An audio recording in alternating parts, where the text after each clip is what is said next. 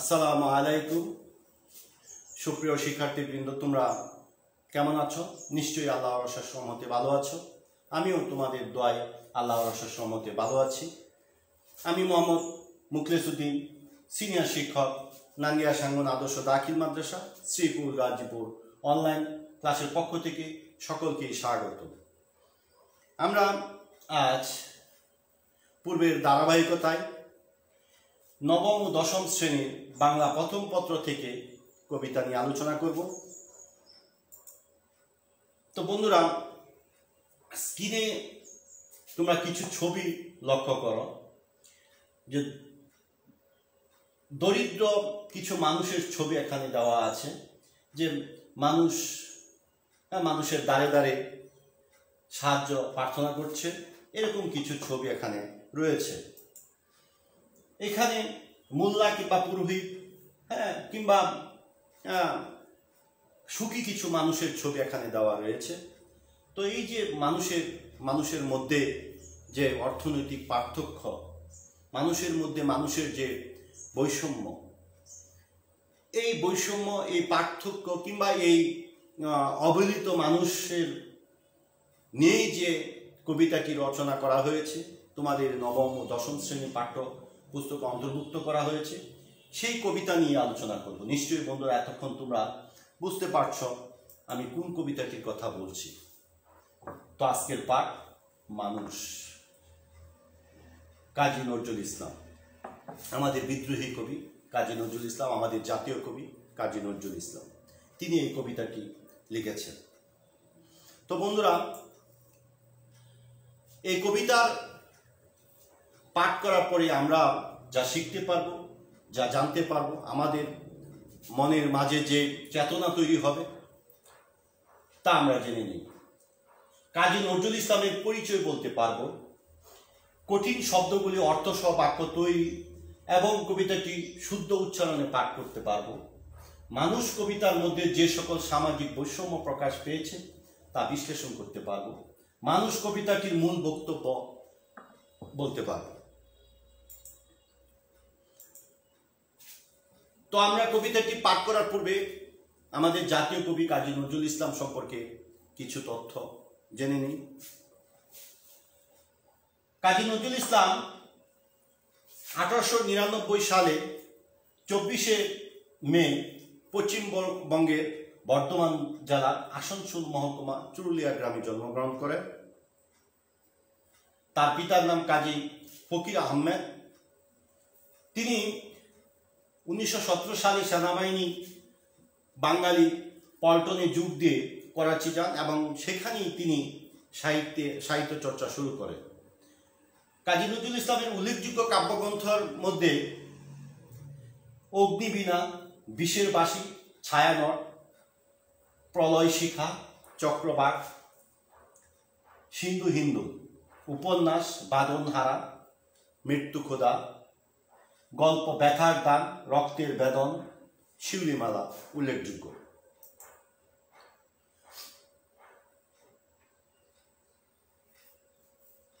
কাজী নজরুল ইসলাম ঢাকা বিশ্ববিদ্যালয় কর্তৃক সম্মানসূচক ডিলিট উপাধি পান এবং তিনি বিদ্রোহী কবি হিসাবেও খ্যাত। বাংলাদেশ সরকার কর্তৃক জাতীয় কবির মর্যাদা লাভ করেন এবং ভারত সরকার কর্তৃক পদ্মভূষণ পুরস্কার লাভ করেন।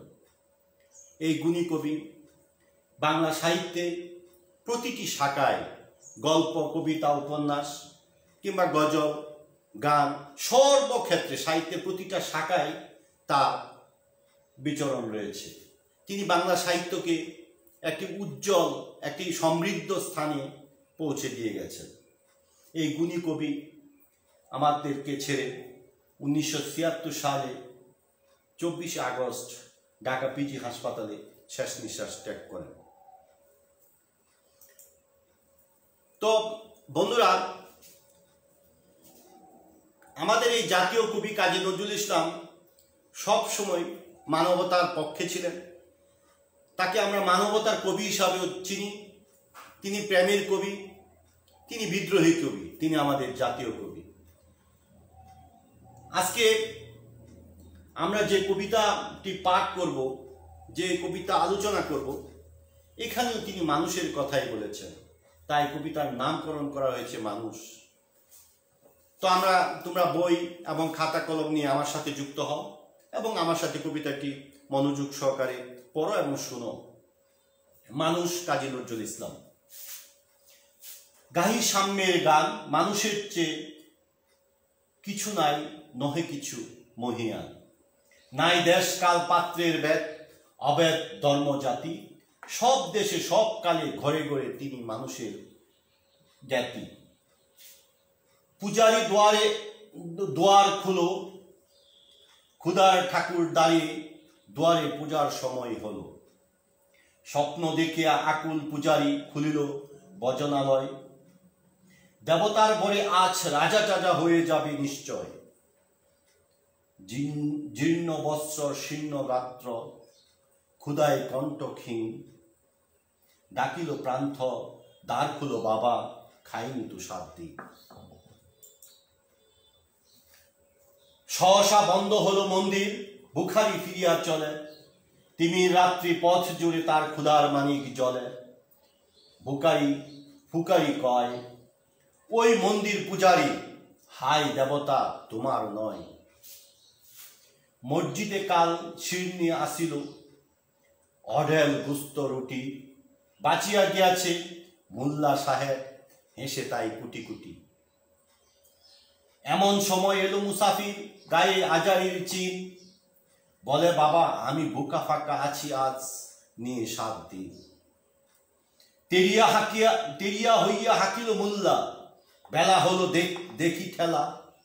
বুকা আছো মর গু বাগানে গিয়ে। নামাজ পড়িস বেটা? বুখারি কহিল, না বাবা। মোল্লা হাকিল, তাহলে শালা সুজা পথ দেখ। গুস্ত রুটি নিয়ে মসজিদে দিল তালা। বুখারি ফিরিয়া চলে, চলিতে চলিতে বলে, 80টা বছর কেটে গেল আমি ডাকিনি তোমায় কবু। আমার ক্ষুধার অন্ন তা বলে বন্ধ করনি প্রভু। তব মসজিদ মন্দিরে প্রভু নাই মানুষের দাবি। মোল্লা পুরুত লাগাইছে তার সকল দুয়ারের চাবি। কোথায় চেঙ্গিস গজনি মামুদ, কোথায় কালা পাহাড়। ভেঙ্গে ফেল ওই ভজনালয়ের যত তালা দেওয়া ধার। ক্ষুধার করে কে কপাট লাগায়, কে দেয় সেখানে তালা।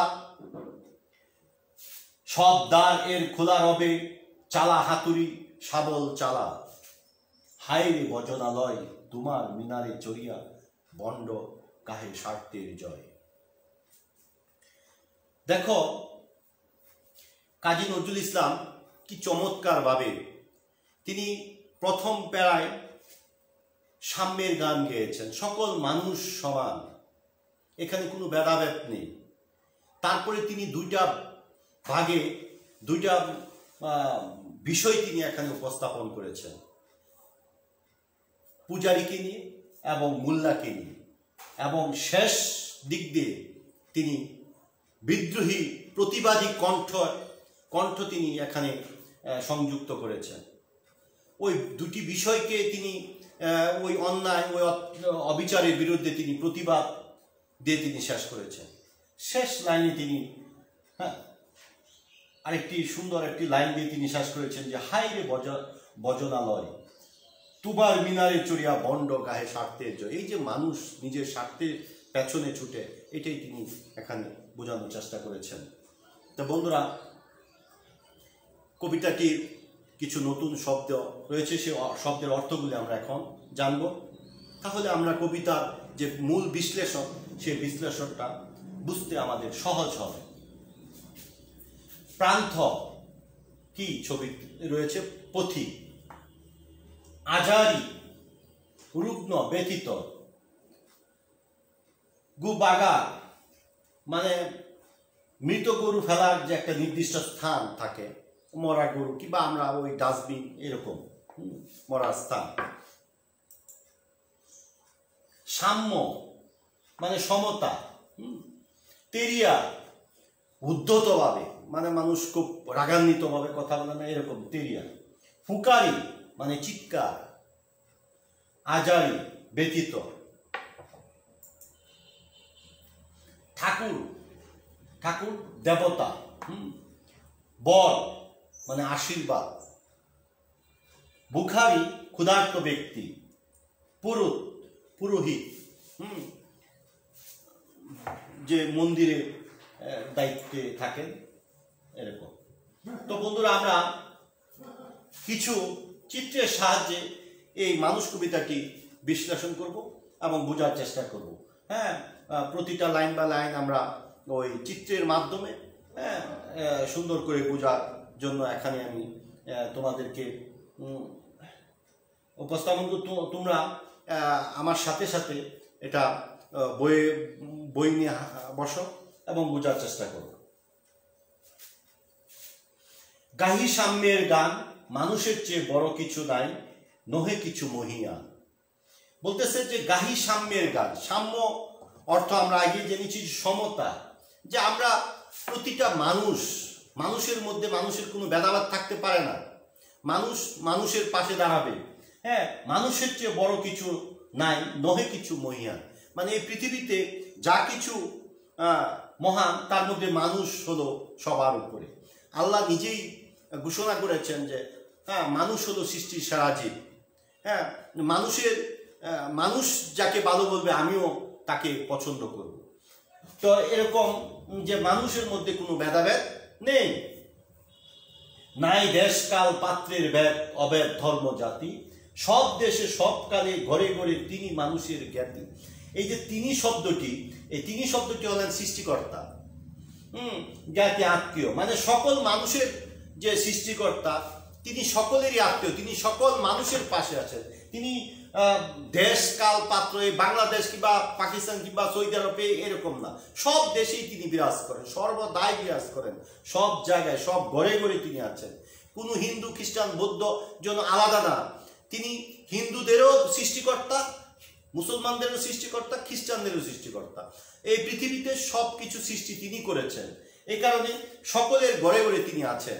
কবি কিন্তু এখানে সৃষ্টিকর্তাকে, যে তিনি সকল সৃষ্টির মালিক, এটা এখানে বুঝিয়েছেন। এবং মানুষ যে সকল পর্যায়ে সব জায়গায় মানুষই সর্বশ্রেষ্ঠ, এটা তিনি এই প্রথম 4টি লাইনে বোঝানোর চেষ্টা করেছেন।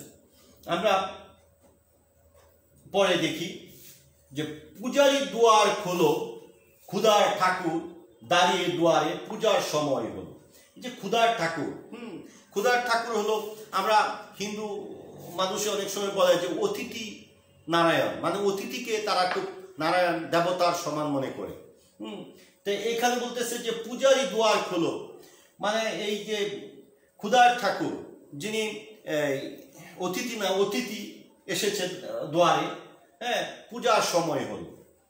স্বপন দেখিয়া আকুল পূজারি খুলিল ভজনালয়, দেবতার বরে, বরে মানে কি আশীর্বাদে, আস রাজা টাজা হয়ে যাবে নিশ্চয়। হ্যাঁ, যে দেবতার বরে, দেবতার আশীর্বাদে সে আজকে রাজা হয়ে যাবে হয়তো, নিশ্চয়। সে স্বপ্ন দেখতেছে, কে জানি তাকে ডাকতেছে, হ্যাঁ, দরজা খোলার জন্য, এবং হয়তো সে ভাবছে যে দেবতা আসছে, হ্যাঁ, তার আশীর্বাদে সে আজকে রাজা টাজা হয়ে যাবে, কিংবা অনেক বড় কিছু হয়ে যাবে, এরকম তার চিন্তা, এরকম সে ভাবতেছিল। কে ভাবতেছিল? পুরোহিত। দরজা খোলার পরে কি ঘটনাটা ঘটলো দেখো। জীর্ণ বস্ত্র শীর্ণ গাত্র, ক্ষুধায় কণ্ঠ ক্ষীণ। বলতেছে জীর্ণ বস্ত্র মানে ছিঁড়া পাড়া কাপড়, হ্যাঁ, শীর্ণ গাত্র খুব শুকনা একটা দেহ, মানে একবার রোগা সোগা মানুষ। ক্ষুধায় কণ্ঠ ক্ষীণ, মানে ক্ষুধা, সে ক্ষুধার্ত, তার কণ্ঠটা একবারে চিকন হয়ে গেছে, এরকম ক্ষীণ। ডাকিল প্রান্ত পথিক, প্রান্ত মানে পথিক, ডাকিল প্রান্ত, দ্বার খুলো বাবা খাইনি তো 7 দিন। মানে ডাক দিতেছে পূজারীকে যে দ্বার খুলো বাবা, দরজাটা খুলো, আমি 7 দিন ধরে কিছুই খাইনি। সহসা বন্ধ হলো মন্দির। যখন খাবারের কথা বলছে, হ্যাঁ, তখন তো সে বুঝলো না, আমি তো স্বপ্ন দেখছি, হ্যাঁ, আমি তো রাজা টাজা হওয়ার কোনো সুযোগ নাই। হ্যাঁ, তখন সে কি করলো? সহসা বন্ধ হলো মন্দির, মানে মন্দিরটা বন্ধ করে দিল। বুখারি ফিরিয়া চলে তিমির রাত্রি, মানে গভীর রাত্রি, পথ জুড়ে তার ক্ষুধার মানিক জ্বলে। আমরা অনেক সময় ক্ষুধার্ত থাকলে বলি না যে পেট ক্ষুধায় জৈলা পুয়া শেষ হয়ে যাচ্ছে, এরকম সে যেহেতু 7 দিন ধরে খায় না, তার পেটে ক্ষুধা যে মানি, মানে ক্ষুধার যন্ত্রণা, সে খুব কাতরাচ্ছে। বুখারি ফুকারি কয়, মানে ফুকারি মানে কি? চিৎকার। বুখারি চিৎকার করে বলতেছে, ওই মন্দির পূজারী, হাই দেবতা তোমার নয়। বলতেছে ওই মন্দির পূজারী, সে পূজারী দখল করে বসে আছে, সে খাবার সবকিছু তার আয়ত্তে নিয়ে গেছে, তার স্বার্থে সে ব্যবহার করছে। হ্যাঁ, এটা তোমার নয়। দেবতা বলতে এটা তোমার নয়। দেখো আরেকটি পার্ট, সেখানে হলো যে প্রথম পার্টে তিনি মন্দিরকে করে বোঝানোর চেষ্টা করেছেন। এখানে দেখো মসজিদ নিয়ে এসেছেন। মসজিদে কাল শীর্ণে আসিল, অডেল গুস্ত রুটি বাঁচিয়া গিয়াছে। অডেল গুস্ত রুটি বাঁচিয়া গেছে। মসজিদে কালকে সিন্নি, আমরা মসজিদে অনেক সময় মুসল্লিরা সিন্নি নিয়ে আসে, মিষ্টি নিয়ে আসে, হ্যাঁ, মুসল্লিদেরকে খাওয়ানোর জন্য। হ্যাঁ, এরকম আনার পরে অনেক, মানে অডেল অনেক গুস্ত রুটি বাঁচিয়ে গিয়েছে। মোল্লা সাহেব হেসে তাই কুটি কুটি, মানে মোল্লা ওই মুয়াজ্জিন, মসজিদের দায়িত্বে যিনি আছেন, তিনি খুব খুশি যে আজকে তো গুস্ত রুটি দেওয়া খুব মজা করে খাওয়া যাবে। কেন? ওই যে অনেকগুলি বেড়ে গেল। হ্যাঁ, এটা প্রায় সময়, প্রায় মসজিদে অনেক জায়গায় এরকম চিত্র কিন্তু বাস্তবে রয়েছে। হ্যাঁ, যখন যদি দেখা গেছে যে মিষ্টি আনা হয় অনেক, সেখানে কিছু কম দিয়ে বাড়ানো হয়, যেন সে মজা করে সে পরে তার আয়ত্তে নিয়ে যেতে পারে। এরকম কবি কিন্তু ওই বিষয়টাই তুলে ধরেছেন। তাই মোল্লা সাহেব কি হেসে কুটি কুটি, মানে খুব খুশি সে।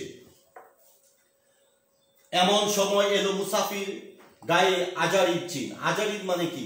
রুগ্ন, এরকম একটা ব্যক্তি। আজারির চিন, খুব মানে ব্যথিত, মানে খুবই, এই যে আজারি লোকটি, যে মুসাফির, আজারির চিন। বলে বাবা আমি ভুখা ফাঁকা আছি আজ নিয়ে 7 দিন। হ্যাঁ, ওই মুসাফির বলতেছে মুয়াজ্জিনকে, ওই মসজিদের যে যিনি দায়িত্বে আছেন মোল্লাকে বলতেছে, আমি তো আজকে 7 দিন যাবত কিছুই খাইনি, আমাকে কিছু খাবার দাও। হ্যাঁ, আমি তো ক্ষুধার্ত। তখন দেখো কি ঘটলো, মোল্লা সাহেব কি করলো।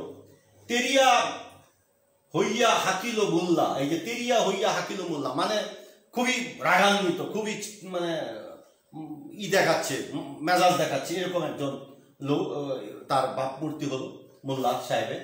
যে তেরিয়া হইয়া হাকিল মোল্লা, হাকিল মোল্লা বেলা হলো দেখি ঠেলা। বেশ একটা উৎকুট ঝামেলা কোথায় থেকে আসলো, মানে এরকম একটা তার ভাব। আমরা অনেক সময় দেখবো অনেকেই কারো কাছে কোনো চাইলে পরে একটা বিরক্ত বোধ করে, সাহায্য চাইলে। বুখা আছো মর গু বাগারে গিয়ে। বলতেছে বুখা আছো, কি হয়েছে, তুমি মরগা, মরে যা। ওই কোথায় গিয়ে মর? যে বলতেছে বাগারে গিয়ে মর। বাগার মানে একটা মৃত গরু ফালার যে নির্দিষ্ট স্থান, মানে মরা সরা হইলে আমরা একটা জায়গায় নিয়ে ফেলে দিই না, এরকম একটা ফেলে দেওয়ার স্থানে বলতেছে ওই জায়গাকে মর, এখানে আসিস কেন?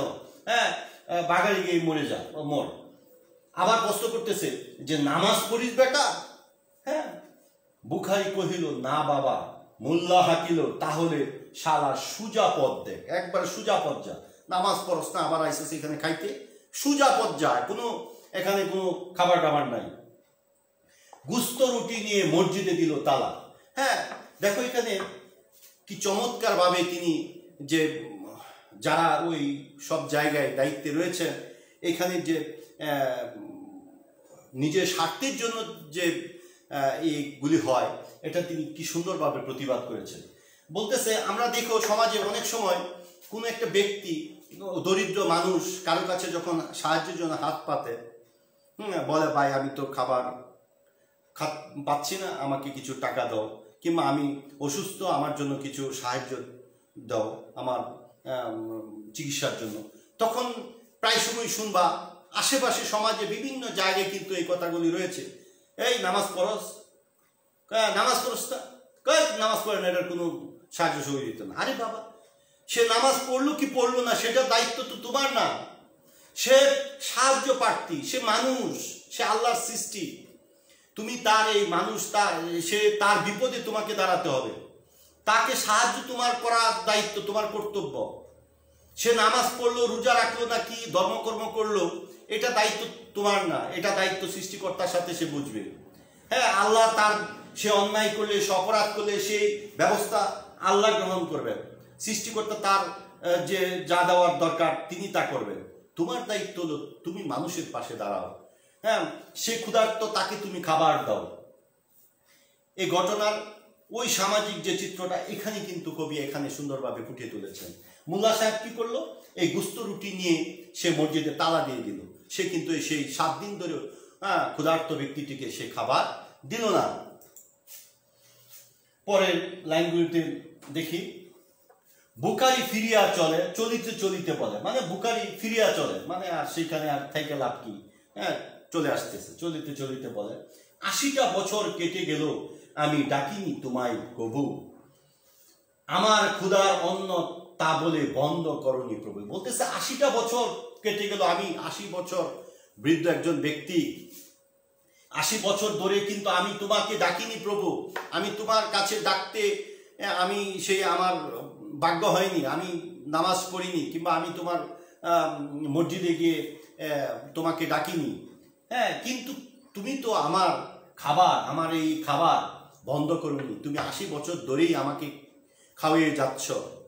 হ্যাঁ, যদি খাওয়ার উপর নির্ভর করে, ডাকার উপর নির্ভর করে যে আল্লাহ খাবার মানুষের ব্যবস্থা করতেন, তাহলে কিন্তু বিভিন্ন ধর্মের মানুষ না খেয়ে মরে যেত।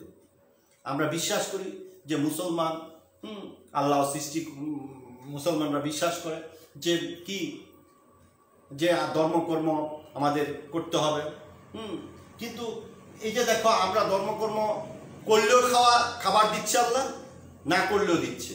হ্যাঁ, অন্য ধর্ম যারা রয়েছেন তাদেরকেও কিন্তু আল্লাহ খাবার দিচ্ছেন, কাউকে তিনি মানে তার এই সৃষ্টিকে না খেয়ে মারছেন না। তাই এই প্রতীক বলতেছে যে 80টা বছর তো আমার হয়ে গেল, কোনোদিন তো তুমি আমার খাবার বন্ধ করে দাওনি, তুমি আমার খাবার দিয়ে যাচ্ছ। তব মসজিদ মন্দিরে প্রভু নাই মানুষের দাবি। কারণ মসজিদ মন্দির তোমাকে ডাকার যে জায়গা, সেইখানে হ্যাঁ তুমি যেহেতু মানুষকে এত ভালোবাসো, তোমার সৃষ্টি মানুষ, সেইখানে মানুষের পাশে মসজিদ মন্দিরের পুরোহিত কিংবা মোল্লা সাহেবরা দাঁড়ালো না। হ্যাঁ, সে তাদেরকে দূর দূর করে তাড়িয়ে দিল। হ্যাঁ, এই কারণে মানুষের দাবি যে প্রভু নাই মানুষের দাবি, মোল্লা পুরুত লাগাইছে তার সকল দুয়ারের চাবি। এই যে মসজিদ মন্দিরের তারা কি করলো, খাবার নিয়ে তালা লাগিয়ে দিল। হ্যাঁ, মোল্লা এবং পুরোহিত যে তালা ঝুলিয়ে দিল। তখন এই যে দেখো, এখানে কবি প্রথম প্যারায় পুরোহিত মানে যিনি হিন্দু ধর্মের যে তাদের যে মন্দির আছে সেখানে দায়িত্ব থাকেন, ধর্মকর্ম করেন, এই বিষয়টা নিয়ে তিনি একটা কথা বলেছেন, উপমা দিয়েছেন, এবং মসজিদের মোল্লাকে নিয়ে তিনি একটি বিশ্লেষণ করেছেন। হ্যাঁ, যা সমাজে সর্ব জায়গায়, অনেক জায়গায়, প্রায় জায়গায় এগুলি প্রচলন রয়েছে।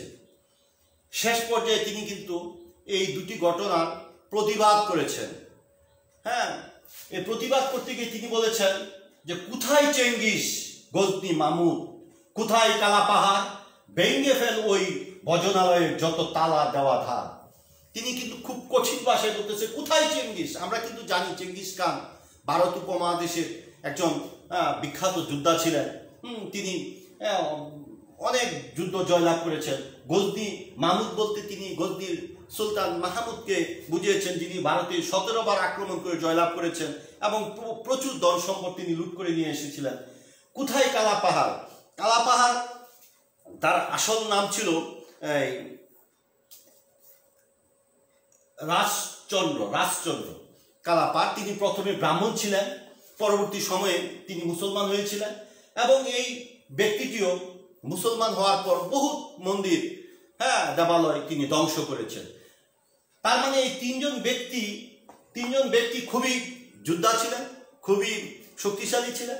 এই কারণে এই শক্তিশালী ব্যক্তিদেরকে কবি এখানে নিয়ে এসেছেন যে ব্যঙ্গে হলো ওই ভজনালয়ের যত তালা দেওয়া দ্বার, মানে ব্যঙ্গে হলো মুয়াজ্জিন সাহেব কিংবা ওই পুরোহিত, হ্যাঁ, তারা যে মসজিদ মন্দিরে তালা লেগে রেখেছে, খাবারগুলি তাদের আয়ত্তে নিয়ে গেছে, ওই তালাগুলি ব্যঙ্গে হলো, ওইখানে এগুলি তাদের এই অন্যায়ের বিরুদ্ধে কি প্রতিবাদ করেছেন। ক্ষুধার করে কে কপাট লাগায়, কে দেয় সেখানে তালা, যে এখানে ক্ষুধার ঘর, আল্লাহর ঘর, হ্যাঁ, এখানে কে তালা দেয়, সব দ্বারের খোলা রবে চালা, হাতুড়ি শাবল চালা। কত প্রতিবাদ বা মুখর তিনি, যে বলে সব ভেঙে ফেলো, হাতুড়ি চালাও, হ্যাঁ, এবং সেখানে শাবল চালাও, হ্যাঁ, এই তালাগুলি ভেঙে ফেলো। শেষে দুইটি লাইনে আক্ষেপ করে বলতেছে, হাই রে ভজনালয়, তোমার মিনারে চড়িয়া ভণ্ড গাহে স্বার্থের জয়। মানে হাই রে ভজনালয়, ভজনালয় বলতে ওই মন্দির এবং মসজিদকে বুঝিয়েছেন, যেসব জায়গায় ওই মোল্লা কিংবা পুরোহিতরা খাবার, অতিরিক্ত খাবার হলে, হ্যাঁ, সিন্নি দিলে ওগুলি যেখানে রাখা হয় সেই জায়গাটাই ভজনালয়। হ্যাঁ, এখন বলতেছে যে ওই তোমার মিনারে চড়িয়া ভণ্ড, ওই ভণ্ড, ওই মুয়াজ্জিন কিংবা ওই মসজিদের দায়িত্বে যিনি আছেন, পুরোহিত, হ্যাঁ, মন্দিরের দায়িত্বে যিনি আছেন, তারা কি করতেছে যে তাদের স্বার্থের জন্য ওই মিনারে চড়িয়া তাদের স্বার্থের জয় গান তারা গাইতেছে।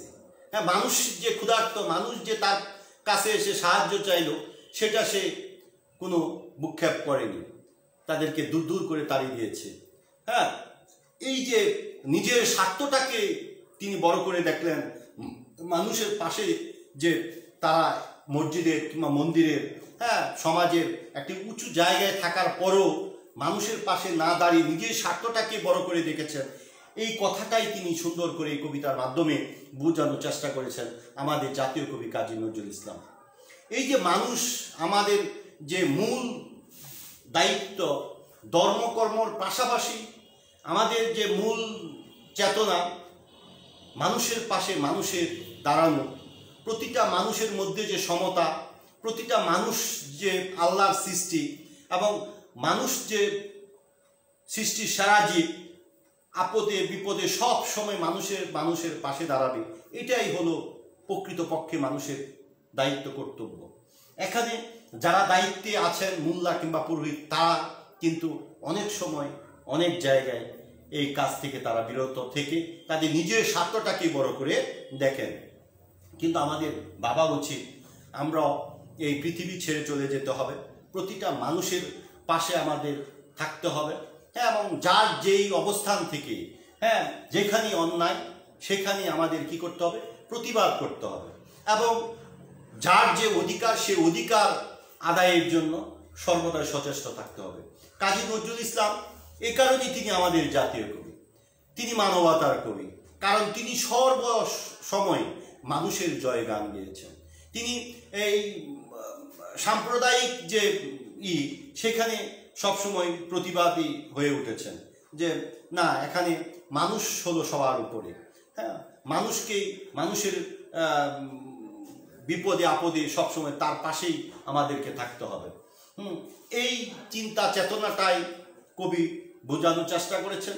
প্রিয় শিক্ষার্থীরা, আমরা এই যে কবিতাটি পড়লাম, তোমাদের মধ্যে আমি আশা করি এই জিনিসটাই জাগ্রত হবে যে সবার উপরে মানুষ সত্য, তার উপরে নাই। মানে সবসময় আমরা কি করব, সাম্যের গান গাইব, আমরা মানুষের মধ্যে কোনো ভেদাভেদ সৃষ্টি করব না, হ্যাঁ, এবং যেখানেই অপরাধ হবে, যেখানেই অন্যায় হবে, সেখানে আমরা প্রতিবাদী হয়ে উঠব। এটাই বোঝানোর যে মূল উদ্দেশ্য ছিল কবি, তা বোঝানোর চেষ্টা করেছেন। তো যেহেতু এটা অনলাইন ক্লাস, সামনাসামনি তোমরা উপস্থিত নেই, সেই হিসাবে আমি দলগত কাজ কিংবা একক কাজ সেগুলি নিয়ে আলোচনা করতে পারছি না। তো আমরা এই কবিতার মধ্যে যা জানতে পারলাম, তোমরা যা বুঝতে পেরেছ, কিছু মূল্যায়ন আমরা করে নেই।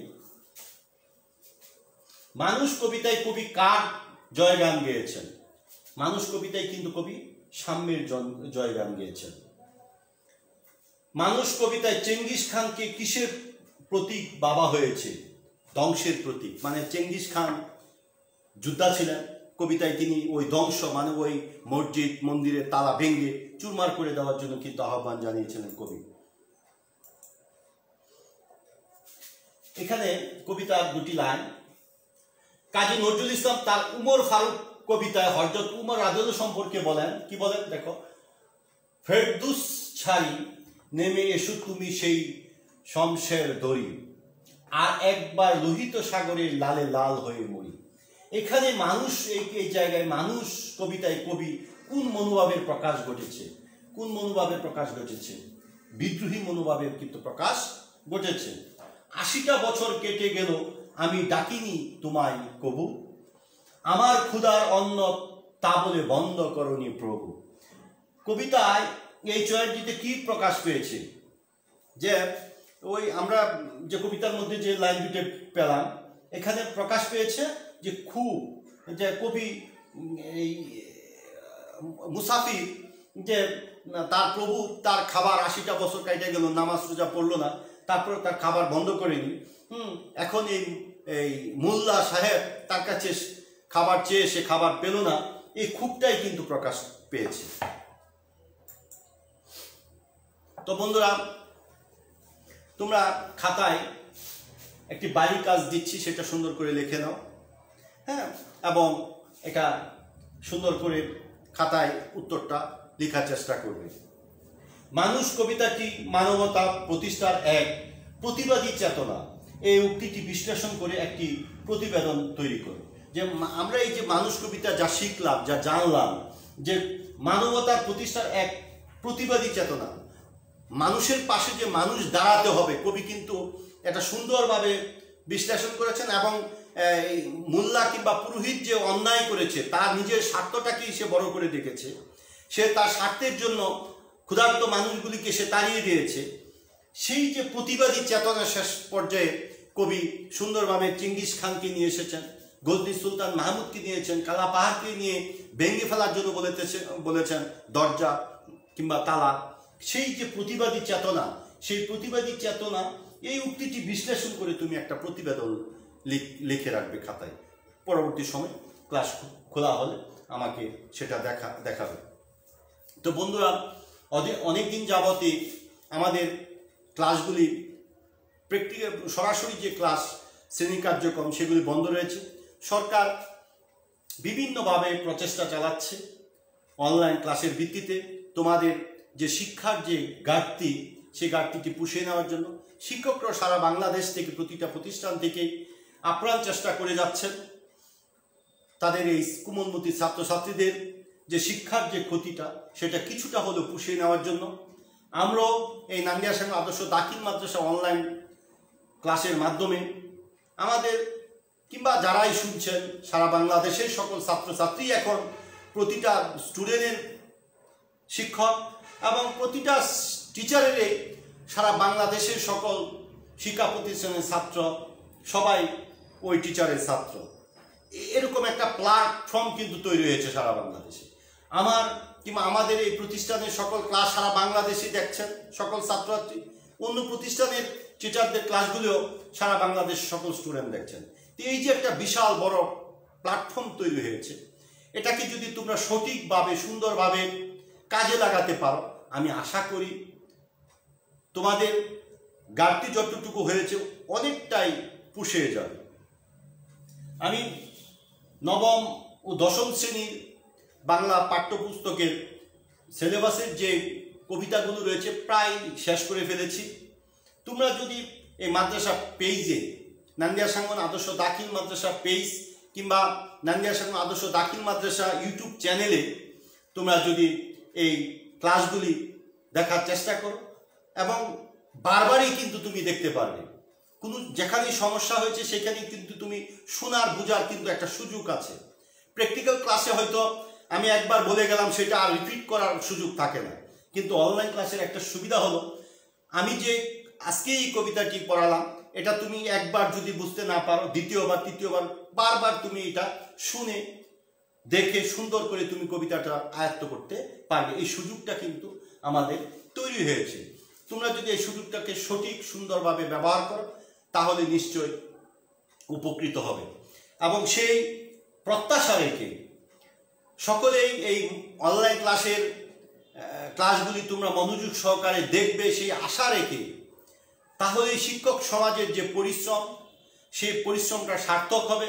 আর যদি তোমরা এইগুলি না দেখো কিংবা না মনোযোগ সহকারে শোনার চেষ্টা করো তাহলে কিন্তু এই প্রচেষ্টা সম্পূর্ণ ব্যর্থ হবে। তাই আমি আশা রাখব তোমরা এই ক্লাসগুলি দেখার মাধ্যমে উপকৃত হবে, সেই প্রত্যাশা রেখে আজকের মতো আমি এখানেই শেষ করছি। খুদা হাফেজ। আসসালামু আলাইকুম।